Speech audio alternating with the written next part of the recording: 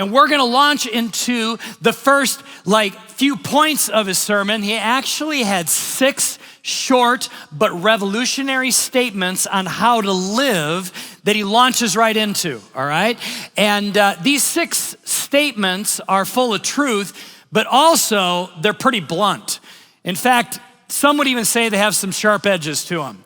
But Jesus is saying, if you do these things, you're gonna have a more abundant life. And so before we get into these 6, let me real quickly just remind some of us of maybe our high school career or college career. For those of you that were a part of track, all right, how many of you ran track, part of track? Anybody? Yeah, a bunch of you. You know about this competition. It's called the pole vault event or pole vaulting.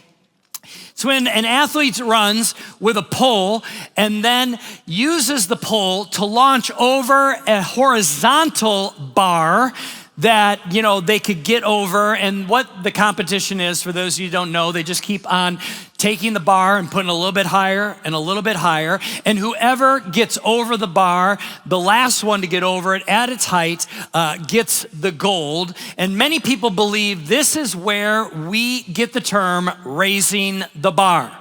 So raising the bar, someone comes to you and says, hey, listen, we need to raise the bar. Basically means we need to up the standard. We need to increase the expectation of our production or whatever it is.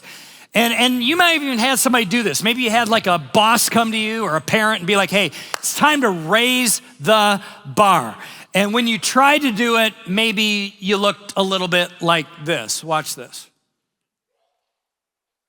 Jump. This is the final. Winning, right? You're like, I tried to raise the bar, didn't quite work. Well, today in the Sermon on the Mount, the portion we're gonna talk about, Jesus is raising the bar. And he's raising the bar on some of the rules or commands that are found in the Old Testament. Now, the Bible says this about Jesus. I'm gonna give you a little bit of foundation before I get into kind of my preach today, all right? I need you to understand the context.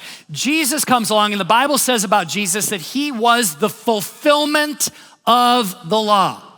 In other words, the law, the commands of God that are found primarily in the Old Testament, that Jesus didn't come to delete them.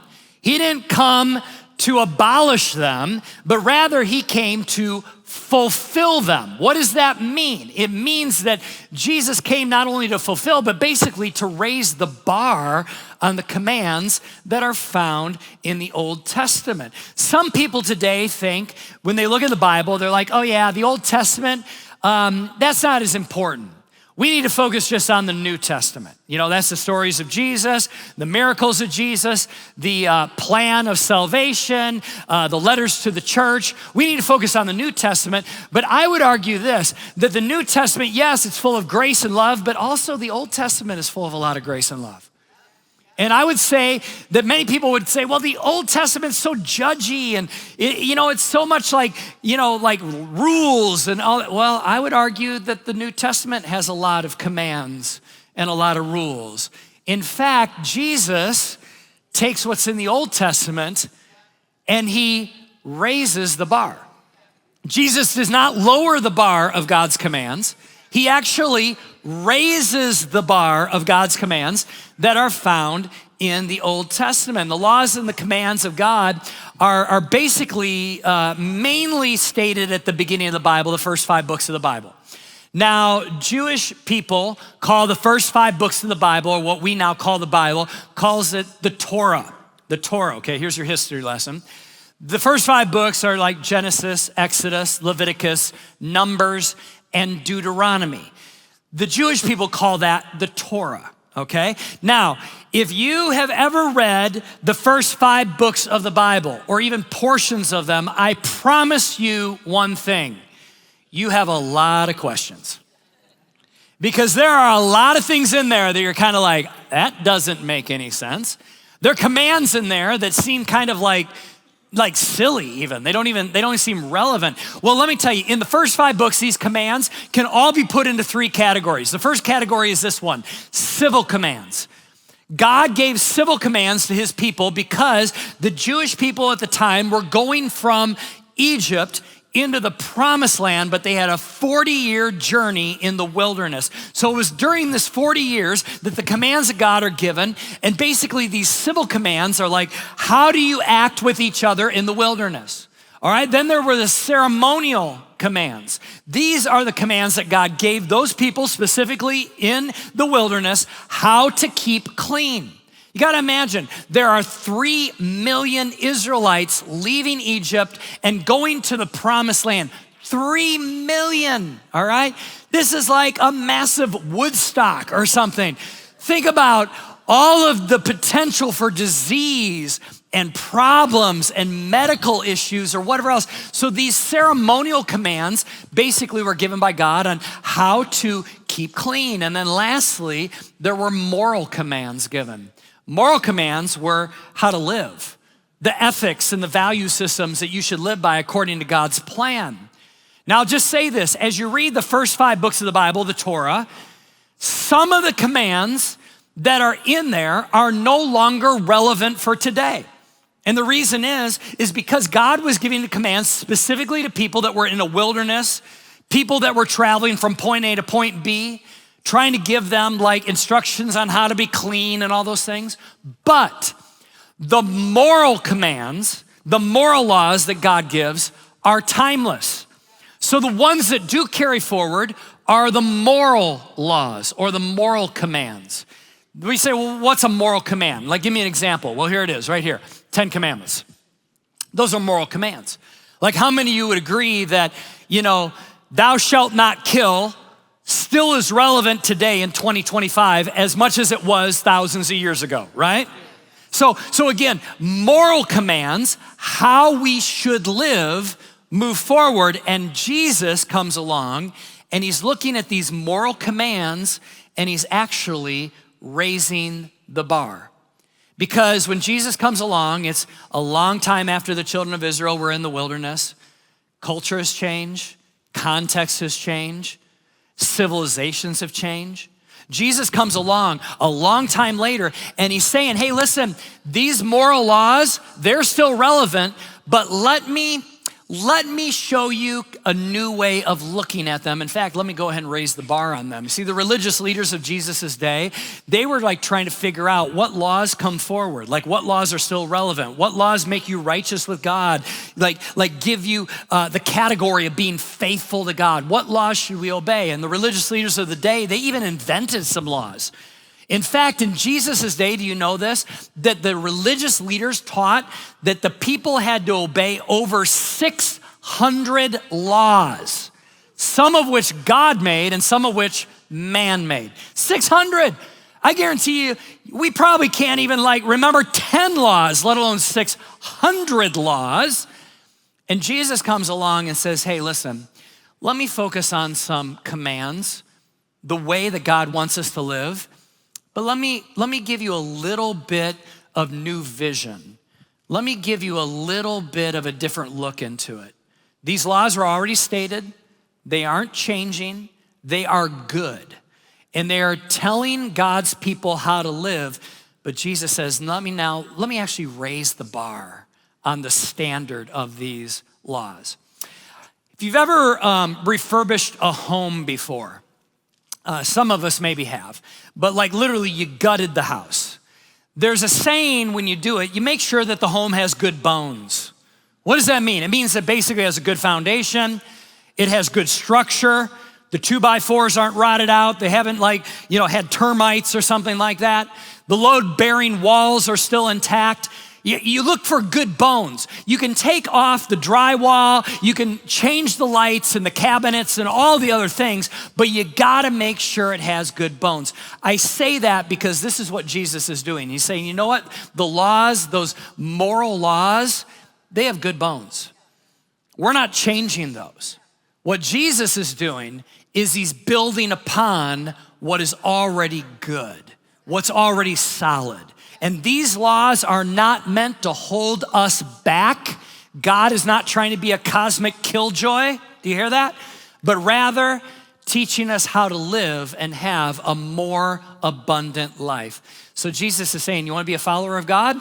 You're salt and light, now let me tell you how to live. And so we pick up in chapter 5 of Matthew, these 6 laws that Jesus actually raises the bar on. Now, every single time that he is stating one of these 6 laws, he starts out the comment with this. He says this, you have heard it said. What he's telling the people is, you've heard these commands before, but then Jesus follows up and says, but I say to you. Now he's building on the good bones. Now we don't have time to go through all 6 topics today. If I were to do that, I wouldn't do them justice, and quite honestly, we'd be here for like days talking about it. I'm only gonna hit on 2 of them, all right? But here are the 6 topics that Jesus was talking about: murder, adultery, divorce, oaths, revenge, and loving those who hurt you. Real light, fluffy stuff.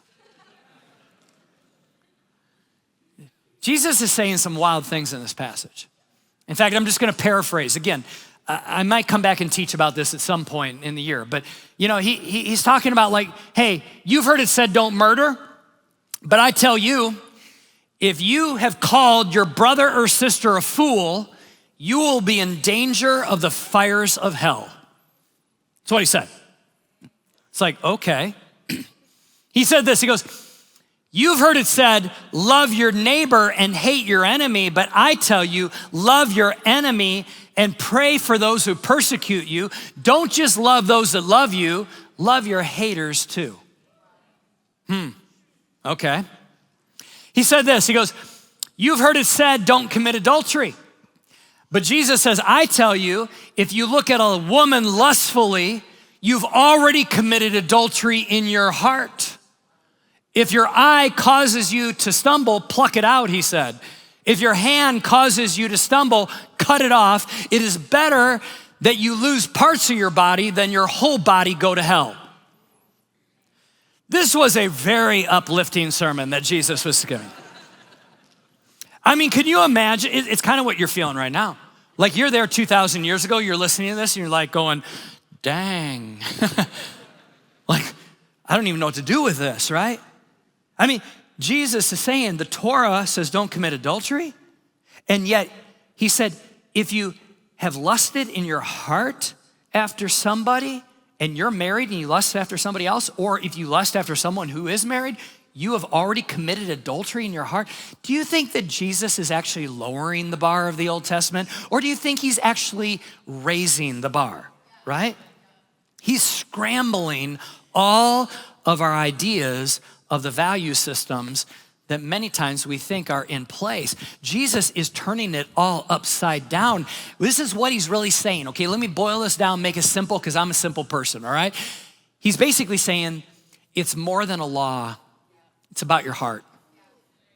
It's more than just a law. It's about your heart. It's not just obeying an outward rule, but rather it's an inward state of your heart. Why is he saying that? Because let me use adultery as an example. Adultery never begins in the bedroom. It begins in the heart. The bedroom only takes place after already the choices have been made in the heart.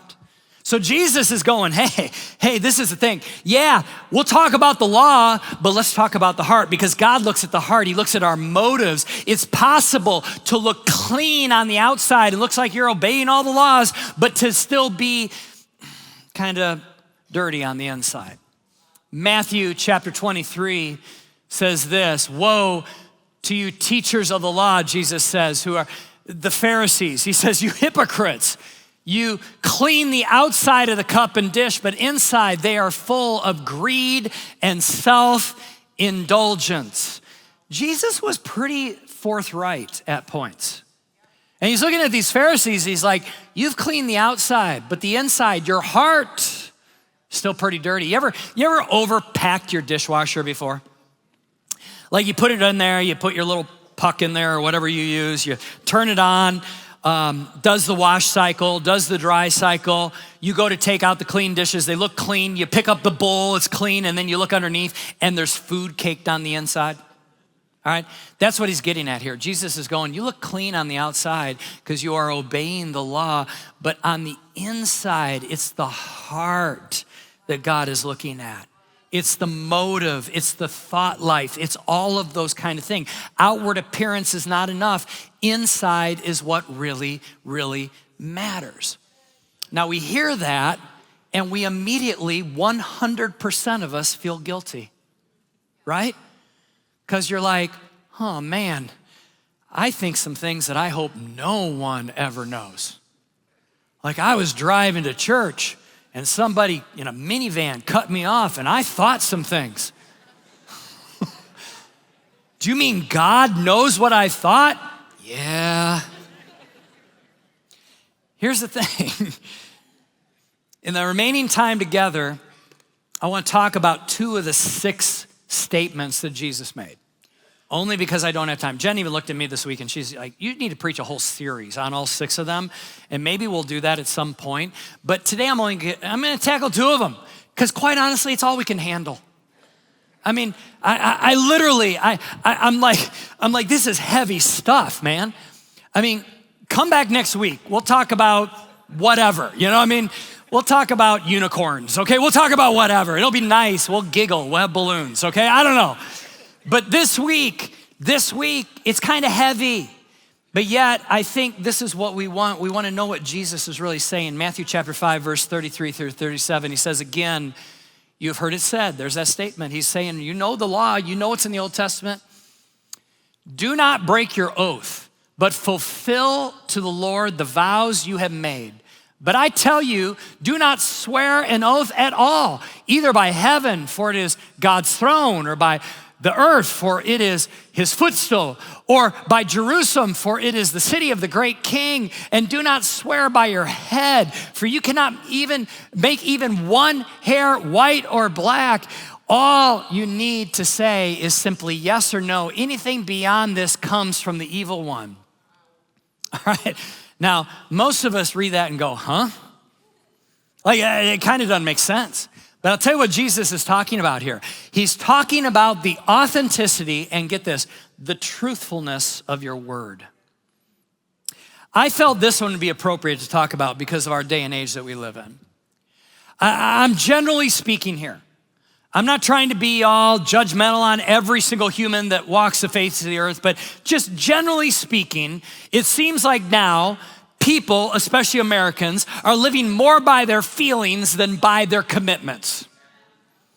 They're living more by what they feel in the moment than what they've even stated with their words.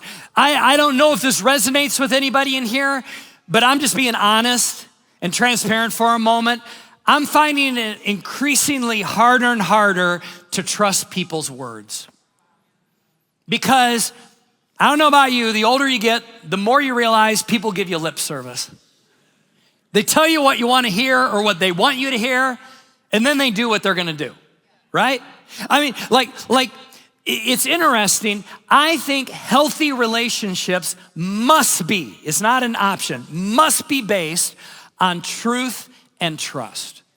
If you have a dating relationship, a marriage, a business partnership, a community, even coworkers, best friends, there has to be trust and there has to be truth. You can't have a relationship where there isn't trust or there isn't truth. It's not a real relationship. So what Jesus is hitting on here is he's basically saying people are making promises, old-fashioned word, oaths, and they're breaking them. They're making a promise on Tuesday and breaking the promise on Wednesday. And they would use the God in heaven to kind of give weight to their promise. They would swear by God. I swear by God that I'm gonna do this. I swear by some earthly thing or heavenly thing or God. And then what they would do is they would break their oath. And Jesus is simply saying this, just let your yes be yes and your no be, what's the word? No. Be a man or woman of your word. I love how the Bible Project, which is a great organization, how they explain this passage, and I'm quoting them here. It says this: in essence, the swearing of oaths that Jesus targets here is about invoking something or someone else, especially God, to make your words seem, listen, more significant and more weighty. The aim is to impress others with your seriousness or your piety so that you can get what you want. It's a device of manipulation designed to override the judgment or input of others in order to possess them for our purposes. Instead of loving and honoring others with truthfulness, the intent is to get one's way by verbal manipulation of the thoughts and choices of others. Woo! Let me put it in modern day church, especially Pentecostal charismatic language. Well, God told me. Hear this all the time. Well, God told me this. Yeah, but you committed to this. Yeah, but I prayed about it and God told me. And we add God to our decisions or our choices to make them seem like they're correct.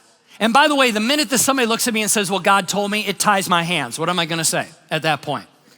No, God didn't. You know? Like if I had $1 for every time that someone has made a commitment and then broke it because God told them, I would be a very rich person. I wouldn't need a 401k. And the same with you, right? I mean, I've had people tell me crazy things. I've had people tell them that God told them it was okay to have an affair on their spouse. I've had people tell me that God told them they didn't have to pay back a loan. I had people say that God told me that you know what, they committed to something and now they don't have to do it because God told them. Like listen, if we keep on putting the label of God on our sporadic decisions, we make him look like he's schizophrenic. Amen?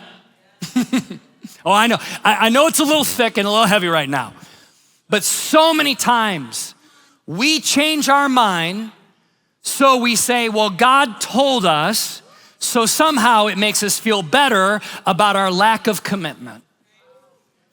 It makes us feel better about living by our feelings. It makes us feel better about entering into an impetuous agreement without thinking it through. We should have taken our time, but instead we impetuously said yes, and we should have said no, and now we need to get out of it, and so we use God as our scapegoat. Well, listen, God never contradicts his word, for one. So God is not gonna give you, sorry, sir, he's not gonna give you permission to commit adultery on your wife. He's just not gonna do it, all right? But secondly, God will not have you enter into a promise and then give you permission to break that promise. Because here's the reason why: it actually makes him look bad. And God is a God of his word. And so many times we put God into it, or we say that we prayed about it now, and all of a sudden we're doing a 180 from what we said we were gonna do. And listen, City First, if we wanna truly be salt and light in our communities, if we really want to, then when we say, I will pay you back, pay them back. When we say, I commit, commit. When we say, I will show up and I'll be there at a certain time, we are there at that time. Now, obviously, there's times that we're late because of circumstances out of our control. This isn't about perfection, but I'm talking about how many times you've been stood up by somebody. How many times you've been promised by somebody you love, I'll do this for you, and then they don't do it. You know, and then even more egregious, they spiritualize it and they put God into the mix, and somehow God told them. You know, we as a church, I just want to say we need to make sure that when we say God told us something, which he does speak to us, but when he tells us something, we better be darn sure it was God. Let's not flippantly just throw that around. What this really does, what Jesus is saying, is he's saying it forces us to think before we speak. Don't make some flippant commitment. Don't make a promise. Don't go to a marriage altar. Don't take out that loan from something until you've really thought it through and prayed about it. Let your yes be yes and your no be no. In fact, what God is saying here, what Jesus is saying is you don't even have to bring God into it. Just be a trustworthy person. When you say it, mean it. When you promise it, do it. Because your life is a sermon. And that sermon is informing others about the God that you serve. Give an accurate description of what he looks like. He doesn't change his mind with the blowing of the wind, even though you might. So here's the thing, we should be reliable, we should be dependable, we should be trustworthy individuals. Y'all still with me? Still love me? Because here's the thing, today, Pastor Cameron looked at me and was like, you were preaching. I'm like, I know, but it ain't me. I'm just preaching what Jesus said, you know what I mean? Don't shoot the messenger, all right? Here's the thing, Jesus is going, let your yes be yes and your no be no. In our remaining time together, what's another one of the 6 topics? This one's a doozy, all right? Turn to the person next to you and say, buckle up, Buttercup.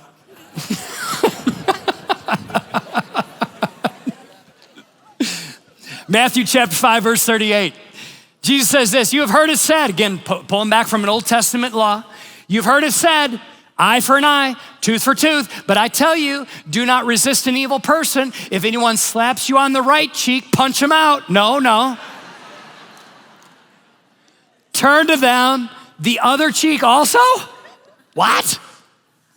And if anyone wants to sue you and take your shirt, hand over your coat as well.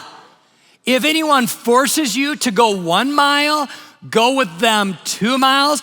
Give to the one who asks you, and do not turn away from the one who wants to borrow from you. Okay, there's a lot of loaded stuff in here that is super complex.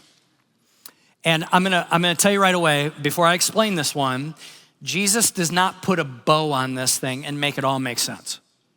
In fact, after I get done preaching this point, you're gonna have maybe more questions. And there's another part of the Bible that says to work out your salvation with fear and trembling.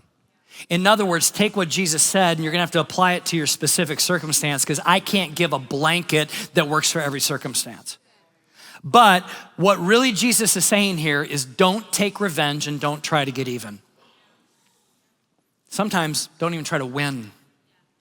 He uses 3 analogies. Someone slaps you, someone sues you, and someone makes you walk a mile. So let me explain those. But before I explain it, what really Jesus is trying to tell us to do, and I want you to remember this term, he wants us to have subversive generosity. Subversive generosity means that you aren't being overtly generous in the sense where, you're giving to the poor, you're doing food distribution, you're whatever. No, but instead it's subversive. In other words, what you're doing is when someone is trying to do a power play with you, you give generosity back. Now, this is the exact opposite of what you want to do. And there are obviously limitations in certain circumstances that need to come into play. But what really is going on here is that Jesus is saying someone doesn't take anything from you if you give it. So if you give it, they didn't take it. Who has the power then? In ancient civilizations, especially when Jesus was walking the face of the earth, middle-class people and even those with resource did not have large wardrobes, okay? This wasn't like how we in America now, you go to Walmart, Target, Nordstrom, wherever it is that you shop, and you buy your t-shirts and your shirts or whatever else, and you have multiple pairs of jeans or whatever. It wasn't like that. They basically, even your middle class only had about 5 articles of clothing. And they would just wear them over and over again. And much like this outfit here, not exactly obviously, but I have a shirt and then I have an outer shirt or whatever. Well, people back then had clothes and then they had a tunic that went over it.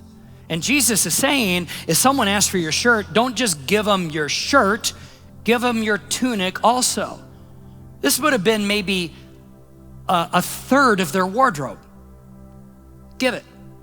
And you know what? Once you did that and you took off your shirt and your tunic, you're kind of in your underwear at that point. And Jesus is going, yeah, it looks like that person took advantage of you, but they really didn't. put a pin in that, I'll come back to it. Another thing too, back in that day, Roman soldiers, by law, could look at any person and say, you can carry my pack and my equipment for 1 mile. It was a law, you had to do it. So you might be on your way to a birthday party with your family, you see a Roman soldier, he points at you and says, carry my stuff. You had to, by law, you had to pick it up and carry it a mile. The law said though, the soldier couldn't make you carry it a second mile. He could only make you carry it 1 mile and then you would put it down and he'd have to find somebody else to carry it. Jesus is saying, hey, listen, if somebody tells you to go a mile, go 2. Who's in control when we choose to have subversive generosity? Let me give you the example. In that scenario of a soldier and you're carrying the equipment and all of that, his backpack and all that for a mile, and you decide to go 2 miles, who has the power? See, he had the power for the first mile. Now you have the power in the second mile. It's a power dynamic thing that we do as humans. And Jesus has given us a solution here. Now listen, I debate using the story I'm about ready to tell you because it's so complex, and also there's a lot of people that have experienced this at City First.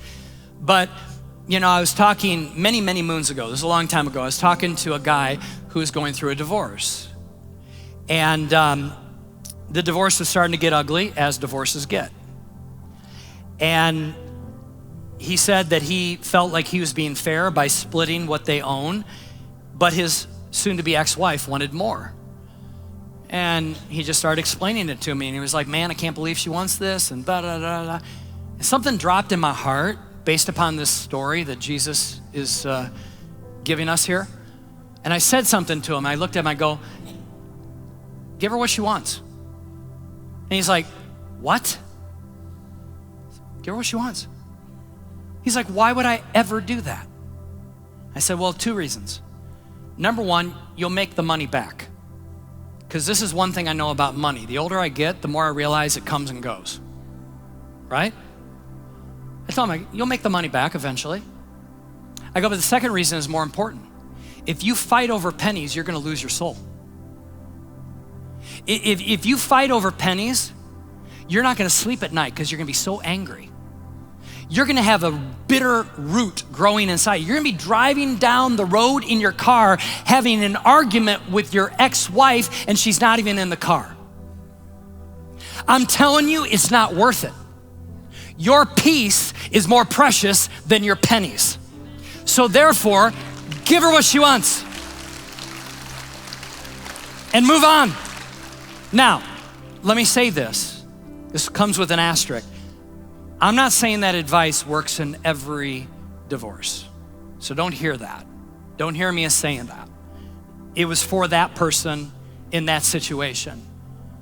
But I think the key is this, is that when you are more generous, subversively generous, when someone's trying to do a power dynamic on you, you're the one that actually gets the power then. Like, you're the one that actually is the bigger person. You're the one that actually is, and it's not about control, but you at that point are in control. Someone can't steal something from you if you give it. And Jesus is saying, in life, you're gonna have all kinds of power dynamics. In your business, at school, on your sports team, in your relationships, in your marriage, your dating, your neighborhood. You're gonna have all kinds of things. And he's saying, be subversively generous so that you actually don't fall into the trap of fighting for power, but rather instead, be generous. Go ahead and take it. Oh, you want my coat too? You want me to go the extra mile, soldier? I'll do it. See, at that point, who has the power? Who has control? Paul says this, and I close. Romans chapter 12, 14 through 21. Bless those who persecute you. Bless those, and bless and do not curse. Rejoice with those who rejoice, mourn with those who mourn, live in harmony with one another. Do not be proud, but be willing to associate with people of low position. Do not be conceited. Do not repay anyone evil for evil. Be careful to do what is right in the eyes of everyone, if it is possible, as far as it depends on you. It may not be dependent on the other person. The other person might not play right or fair, but it depends on you. Live at peace with everyone. Do not take revenge, my dear friends, but leave room for God's wrath. For it is written, it is mine, capital M, that means God. It is God's to avenge. I will repay, says the Lord. On the contrary, if your enemy is hungry, feed him. If he is thirsty, give him something to drink. In doing this, you will heap burning coals on his head. Do not be overcome by evil, but overcome evil with good. Oh, this is upside down living. And I'll be honest with you, I don't even like it. But it's right. Two things. Be a person of your word. And don't get caught in the fight of power dynamics. Like that old adage, and we say it here in the Midwest a lot, but you know what? If you wrestle with a pig, you're gonna get mud on you. And when you go wrestling, getting your way, getting revenge, all those kind of things, guess what? You leave dirty. Instead, be subversively generous. How does this apply to your life? Well, you're like, I guarantee you, right now you are thinking of a circumstance and you're thinking of what Jesus said and I just talked about, and you're going, that doesn't make sense, right? It's a fight. There's a tension there. You're like, yeah, but you don't know what she did. You don't know what they said. Or I needed to get out of that commitment, or what, I mean, there's all those things. And I would just say, just live in that wrestling moment and allow the Holy Spirit to speak and tell you how to move forward.